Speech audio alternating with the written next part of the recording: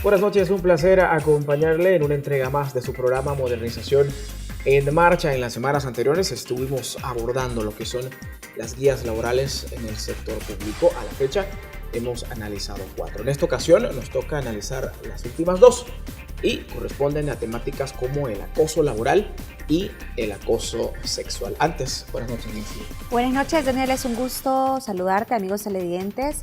2 temáticas importantes pero también delicadas. Exacto. Quiero presentarles a nuestra invitada de esta noche. Estamos hablando de la licenciada Ena Lilian Núñez. Ella es especialista en Derecho Laboral y nos acompaña nuevamente en el estudio. Es un gusto estar con usted, licenciada. Gracias, Núñez. igualmente, un placer. Muy bien, y para entrar en contexto, vamos a empezar hablando acerca de el acoso laboral. Vamos a ir a una nota donde conoceremos más la definición de este concepto. El acoso laboral se puede interpretar también como asedio realizado por una o varias personas, lo que produce en muchos casos temor, malestar y por ende un ambiente laboral hostil. Generalmente en nuestra sociedad el acoso laboral se da de jefe hacia subalterno, de subalternos hacia jefaturas o entre compañeros del mismo rango, lo que también se puede interpretar como violencia psicológica. Muchísimas veces el acoso laboral busca un objetivo, como apartar del camino a un grupo o personas de determinado puesto laboral, o que ésta entre en conflicto y renuncie a su cargo.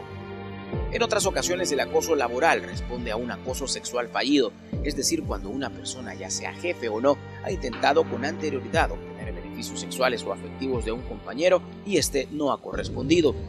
En los casos más graves, el acoso laboral puede desencadenar violencia física como golpes o violaciones sexuales.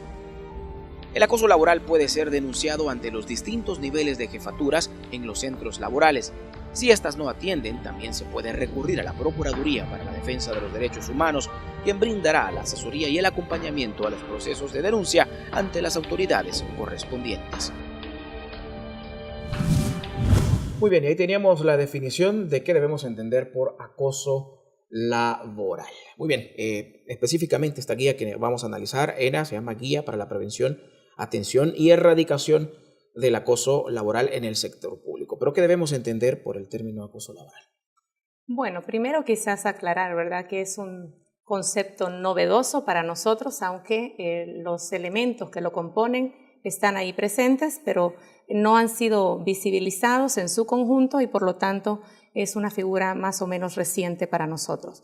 Lo que hay que tener claro es que en el acoso laboral hay 2 elementos clave: la hostilidad, el hostigamiento que una persona o un grupo de personas puede hacer sobre otra u otras, porque puede ser en un grupo de personas también, y la persistencia, la reiteración en ese hostigamiento que tiene como resultado dañar la dignidad, el honor, la integridad física o moral de una persona y puede ser ocasionada por alguien que tiene un grado de superioridad mayor hacia una persona que está bajo su cargo, lo cual su facultad, ¿verdad?, la situación en la que se encuentra le permite con mayor facilidad hacerlo y molestar, hostigar a otra persona, pero también puede darse entre compañeros de trabajo. Eso me parece sumamente interesante y fuera de cámara yo le preguntaba que si se podía dar entre compañeros de trabajo y aquí viene mi pregunta: ¿cuáles son los tipos de acoso laboral que pueden existir? Porque, por ejemplo, el término bullying es un término que se está definiendo, se está utilizando, se está manejando actualmente,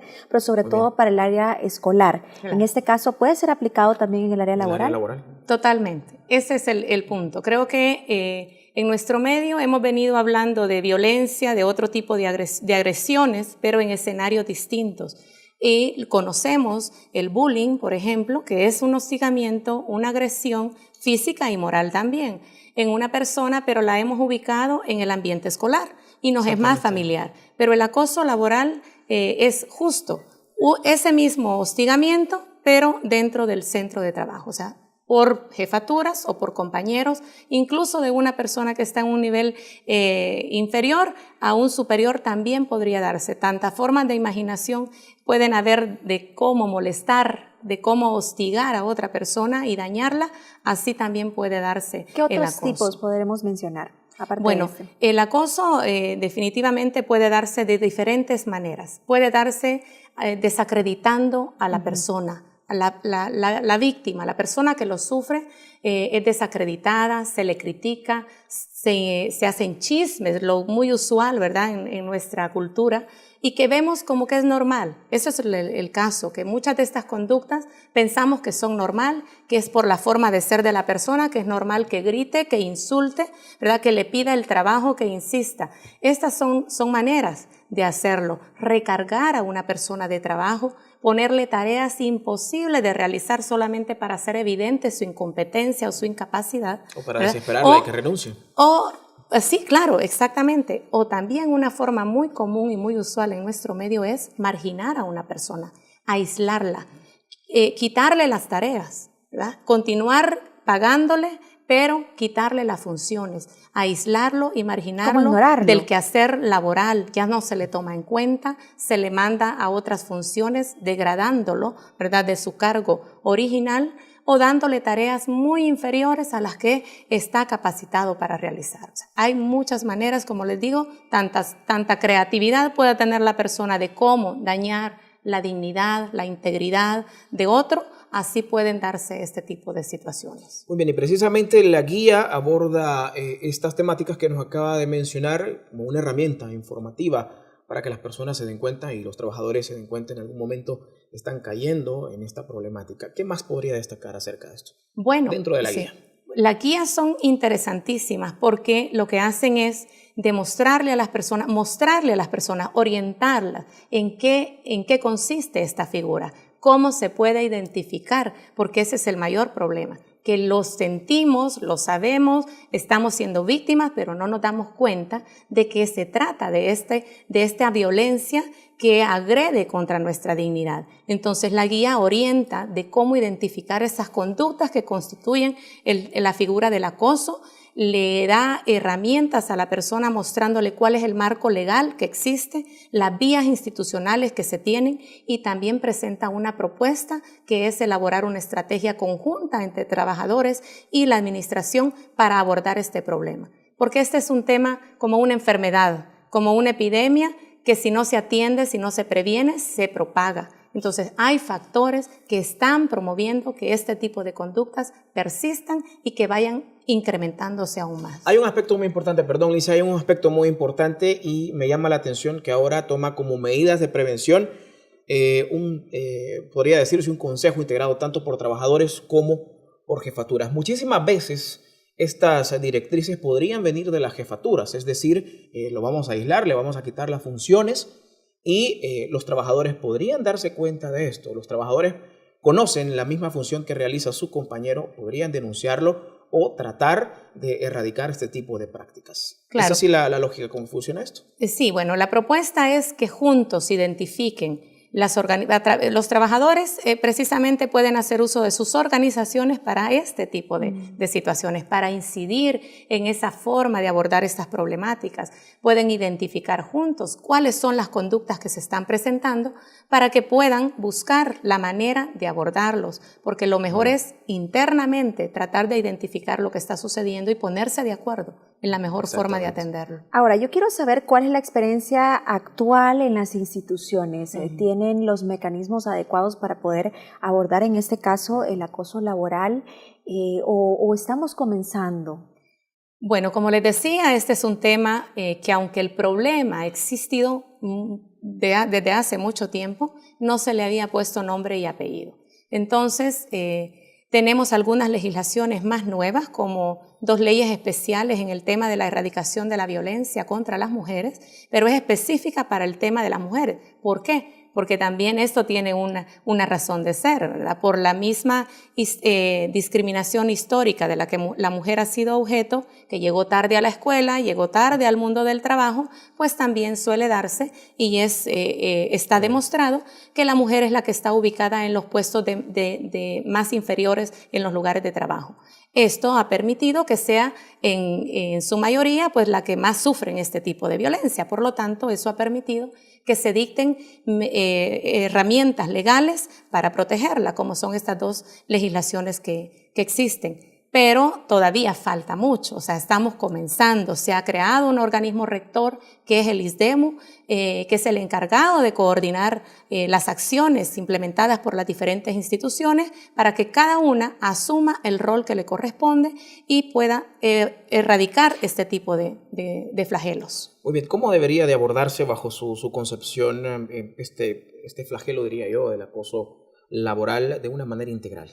Bueno, definitivamente los efectos de este tipo de violencia son múltiples. O sea, este es un tipo de violencia que afecta la vida de las personas individualmente, afecta todas las esferas de su vida. La esfera laboral daña los ambientes de trabajo. Es como una enfermedad, es algo que contamina, que merma la dignidad y daña el ambiente. Entonces, esto obviamente tiene un efecto multiplicador. La persona que sufre en el lugar de trabajo lleva este sufrimiento a su casa y lo transmite a la familia. Los hijos, a su vez, transmiten esta violencia en otros escenarios de la vida y el servicio que se presta también por la institución se afecta, porque la persona que está mal en el trabajo evidentemente no va a hacer bien su trabajo. Entonces, tiene múltiples situaciones que se ven dañadas, que se ven afectadas con este tipo de conductas. Por lo tanto, el abordaje tiene que ser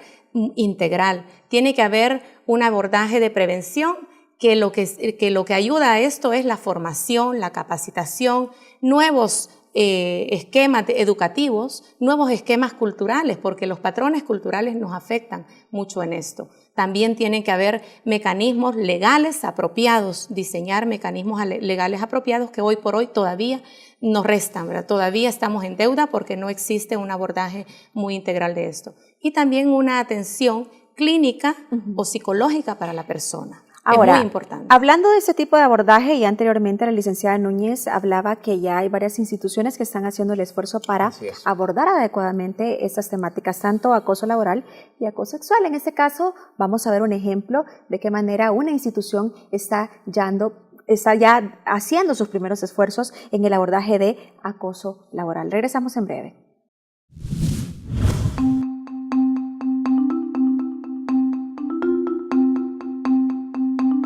Este programa tiene el propósito de brindar a toda mujer que solicite, que accese al programa, una atención integral en cualquier tipo de violencia de que haya sido víctima. Tenemos un equipo multidisciplinario, ¿verdad?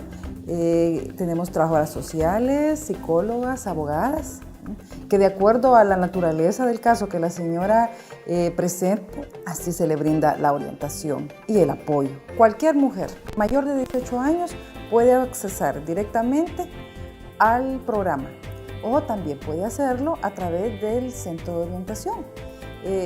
Quizás es el primer paso para ingresar al programa, porque muchas mujeres llaman a la línea, es una línea de emergencia que se atiende las 24 horas del día, los 365 días del año, y la mujer puede con mucha confianza, ¿verdad? Porque nosotros tratamos de garantizarle el máximo de seguridad y confidencialidad de lo que ella está exponiendo. Solo necesitamos que ella nos busque para que no vayan a ser víctimas de una agresión mayor.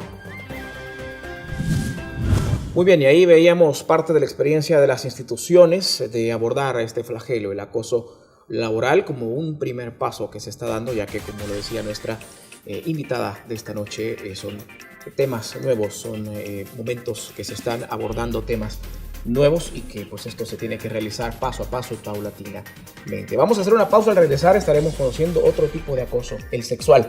Siga con nosotros, ya volvemos.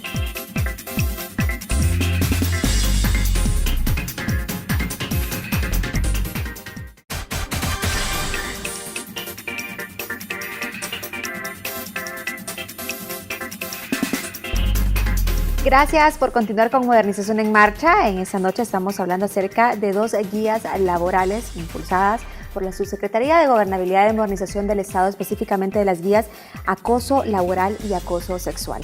En una primera parte hablábamos y conocíamos más acerca de acoso laboral, y en esta segunda parte vamos a hablar acerca de acoso sexual. Tenemos con nosotros a la licenciada Ena Lilian Núñez. Ella es especialista en Derecho Laboral y ella nos está ampliando acerca de estos conceptos que son importantes pero que también son delicados. Ahora bien, vamos a conocer más acerca de acoso sexual. Definición, regresamos en breve.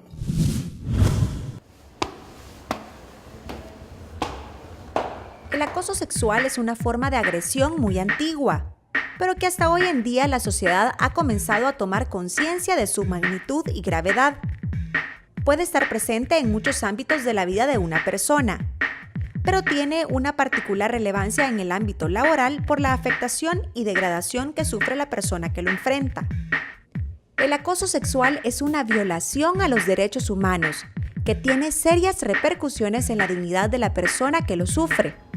Se presenta como una forma de violencia y discriminación que contamina el entorno laboral, pudiendo llegar a producir graves consecuencias a la salud, autoestima y rendimiento del trabajador o trabajadora.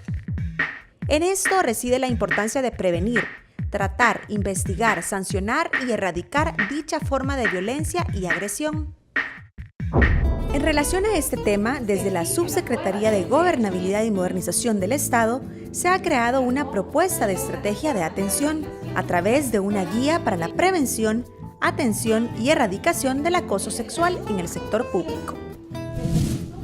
Muy bien, en la nota anterior veíamos y conocíamos más bien la definición a grandes rasgos que debemos entender por acoso sexual. Licenciada Núñez, como la primera parte, amplíenos este término para poder educar también a la gente que nos está sintonizando en este momento. Bueno, sobre este tema hay muchas definiciones, pero se pueden rescatar, ¿verdad?, algunos elementos que son clave también para saber cuándo se está frente a este tipo de violencia, que es una de las formas de violencia más graves que atentan precisamente contra los derechos humanos fundamentales de cualquier ser humano. Quizás antes de ir a los elementos, dejar sentadas algunas premisas. O sea, se tiende a pensar que en este tipo de hechos un hombre no puede ser objeto, ¿verdad?, de acoso, pero sí puede serlo. Sin embargo, aunque es cierto que puede ser objeto de acoso sexual o de personas entre el mismo sexo también, lo más usual, o sea, está demostrado con investigaciones que es la mujer la que más sufre este tipo de violencia. Por eso es que muchas veces pues, el tema se enfoca directamente a la mujer, ¿verdad? Pero es por eso. Volviendo a los elementos, precisamente este es un tema donde hay que identificar dos aspectos puntuales. Debe de haber una solicitud, ¿verdad? Una solicitud que se puede manifestar de diferentes formas. No tiene que ser expresa de una persona hacia otra, cuyo contenido es un componente de tipo sexual, ¿verdad? Es una invitación disimulada, a veces directa, a veces no tan directa. Pero la manera de hacerla puede ser diferente, puede ser verbal, no verbal, física, escrita, de diferentes formas. Y eso es, tantas formas de expresarnos tenemos, porque podemos hacer manifestaciones muchas veces, podemos expresarnos con nuestra, corporalmente, no necesariamente decirlo, con una mirada a veces. O sea, hay miradas de aprecio, hay miradas de respeto, hay miradas lascivas, hay miradas lujuriosas. Ahí es donde podemos determinar que existe realmente un componente de tipo sexual. Y el otro elemento, podemos ver más adelante cuáles pueden ser como ejemplos de este tipo de situaciones.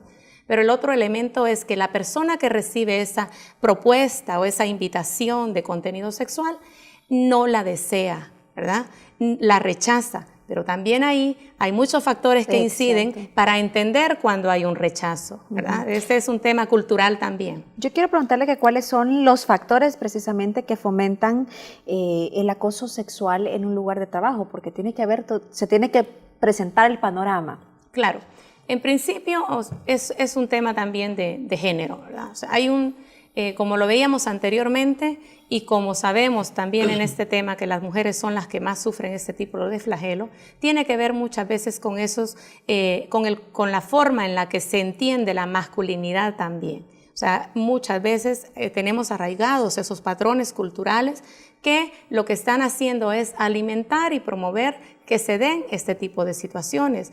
normalmente creemos a veces que es típico, que es parte de nuestra cultura y que no tenemos por qué molestarnos cuando se nos silba, cuando se hace un piropo agresivo, pero dice, no, esta es parte de nuestra cultura, cuando se hace una propuesta de ese tipo y la mujer dice esto es normal, o se aplaude a una persona del sexo masculino porque es agresivo en aspectos sexuales, porque se mofa de sus habilidades en el lugar de trabajo, y todo esto todo el mundo lo ve con agrado, lo acepta, hasta con gracia, sin entender que es una situación agresiva. O también cuando se da de un jefe a un cargo inferior. Un subalterno. Totalmente. Un subalterno, porque se puede entender, no, pero como es el jefe, claro, entonces todo el mundo puede hacerlo, o ya se sabe que él es así, entonces es el jefe, no quiero perder mi trabajo, todas las personas lo han aceptado, entonces tengo que aceptarlo. Usted ha tocado un punto clave, es el temor. El temor de las personas inhibe precisamente a poder denunciar este tipo de hechos. Evidentemente, la posición de poder es la que facilita, ¿verdad?, a que este tipo de conductas se den. Por lo tanto, lo más usual es que el acoso sexual se dé en personas que tienen cargos de jefatura. No quiere decir que no se dé también por colegas o compañeros de trabajo, pero lo típico es eso, porque es esa situación de poder la que le permite chantajear a la persona.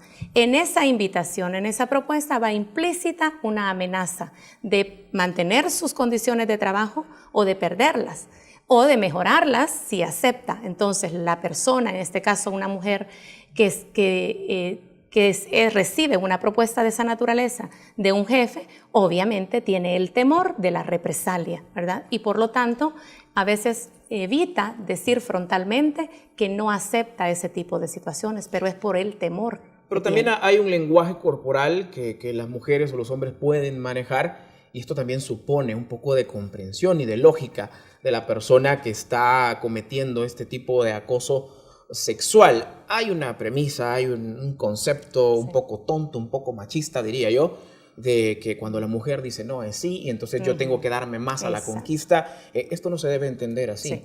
Definitivamente, por eso hablamos de que aquí uno de los factores que promueve este flagelo es precisamente esos patrones culturales que tenemos muy arraigados en nuestra sociedad. Y es por esas creencias. Partimos también de que esto le ocurre solo a las mujeres que tienen determinadas características, ¿verdad? Culpamos a la mujer, decimos es que por la forma de vestir, por la forma de ser.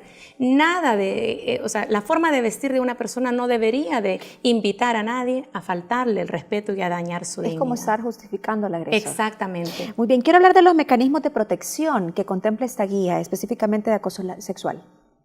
Bueno, definitivamente nuestro marco legal todavía le falta mucho que desarrollar estos temas, como en el caso del acoso laboral.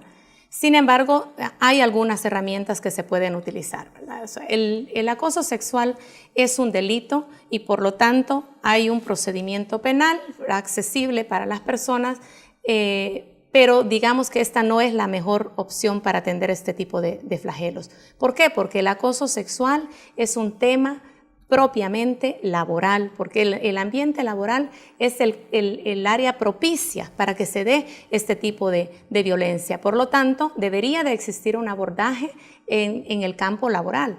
Actualmente, de acuerdo a la ley de la violencia, de la erradicación de la violencia contra las mujeres, el Ministerio de Trabajo tiene la competencia para poder atender los casos en que una mujer es agredida, pero falta todavía definir herramientas y protocolos de actuación. Además, este es un tema de salud ocupacional. La Ley de Prevención de Riesgos lo determina como un riesgo psicosocial, el acoso laboral y el acoso sexual, y le da competencias al Ministerio de Trabajo para que intervenga en la vigilancia del cumplimiento de este tipo de flagelos. Muy bien, ahora esto es bastante complejo. Denunciar el acoso sexual también supone ante una corte, ante una audiencia, el presentar pruebas.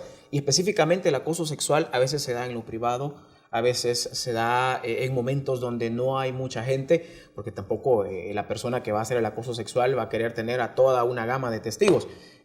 ¿Qué sería un tips que usted podría dar a una persona que está sufriendo de acoso sexual para ir recopilando herramientas, para ir recopilando pruebas a la hora de hacer una denuncia y volverla robusta? Bueno, este es un problema del marco normativo que tenemos, que aún no está adecuado a la naturaleza de este tipo de hechos, porque en un caso como este, por su propia naturaleza, son hechos que no dejan normalmente evidencias. Entonces, debería de dictarse una normativa más acorde a ello. Los convenios, hay como unos convenios internacionales que mandan a que en este caso sea la víctima, se presuma que la víctima está diciendo la verdad y que sea la persona demandada la que deba de desvirtuar estos hechos. Pero eso sería un reto, digamos, para el futuro, ¿verdad? Muy bien, licenciada Núñez y amigos televidentes, yo quiero invitarlos para que precisamente vayamos a ver una nota y veamos también los esfuerzos que hay desde las instituciones para poder abordar adecuadamente el tema de acoso sexual. Regresamos en breve. Esta instancia comienza a funcionar aquí en Apopa el 7 de septiembre del año 2013, de este año, ¿verdad? Pues en mandato, dándole cumplimiento al mandato de la Ley Especial Integral para una vida libre de violencia para las mujeres. La víctima tiene que ser mujer, ¿verdad? Que haya sido agredida sexualmente, físicamente o psicológicamente, ya sea por su pareja o por la misma comunidad. Se le está brindando a la mujer que haya sido agredida sexualmente la ruta hasta el hospital. Contamos con 5 espacios. Estamos en el espacio de recepción a la víctima. Tenemos el espacio de toma de denuncias. Si la persona viene en un estado crítico, se pasa a la sala de escucha activa para darle un ambiente más agradable, más acogedor. Si por X o Y razón la víctima no tiene a dónde pernoctar esta noche, tenemos un espacio de dormitorio que se le brinda a la víctima para que pueda reposar. Para que no se distraiga a la hora de estarle tomando la denuncia, contamos con un personal capacitado, ¿verdad? Son 2 por turno, son 24 horas que están los compañeros. Mientras uno se encarga de tomarle la denuncia a la víctima, el otro se encarga de estar jugando en la ludoteca con el niño, ¿sí? Bueno, y definitivamente hemos desarrollado temas importantes, acoso laboral y acoso sexual. En esta segunda parte, acoso sexual, veíamos en la nota precisamente cómo las instituciones ya están viendo de qué manera abordan de forma adecuada esta temática que es un tanto delicada. Ahora quiero preguntarle, licenciada Núñez, acerca de los retos, porque definitivamente esta guía es una línea de ruta para las instituciones, es un pequeño paso que se está haciendo, pero ¿cuáles serían los retos que se presentan? Los desafíos. Claro, pues a partir de los vacíos que actualmente se presentan, ¿verdad? Que tenemos y conocemos cuáles son los factores que promueven este tipo de conductas, sabemos que hay un tema cultural, que hay un tema educativo y que hay un tema de marco legal que hay que fortalecer. O sea, hay que abordar todos estos aspectos y ese es un reto importante que se tiene. La guía plantea una propuesta de diseñar una estrategia conjunta entre trabajadores y administración, pero quizá lo más importante es ver la manera de prevenir este tipo de hechos y eso parte precisamente de diseñar un programa para erradicar la violencia contra las mujeres y todo tipo de violencia. Y luego, pues, fortalecer el marco legal, diseñar mecanismos legales que aborden la problemática de manera frontal y que creen esas herramientas de manera efectiva. Muy bien, licenciada Núñez, es un placer haber contado con su presencia acá en Modernización en Marcha y ya pues la comprometemos también a que nos acompañe para analizar de forma puntual, así como lo ha hecho anteriormente, este y otros temas que vamos a abordar pues a lo largo de las transmisiones de Modernización en Marcha. Sigamos al final. Así es, muchísimas gracias y lo único que yo quisiera agregar, que la licenciada le decía, que no hay que tener miedo, hay que denunciar y hay que decir no, hay que aprender a decir solo no, así se acaba. No es no. Exactamente. Muy bien, amigos televidentes, fue un gusto estar con ustedes, nos vemos en la próxima edición de Modernización en Marcha. Feliz noche.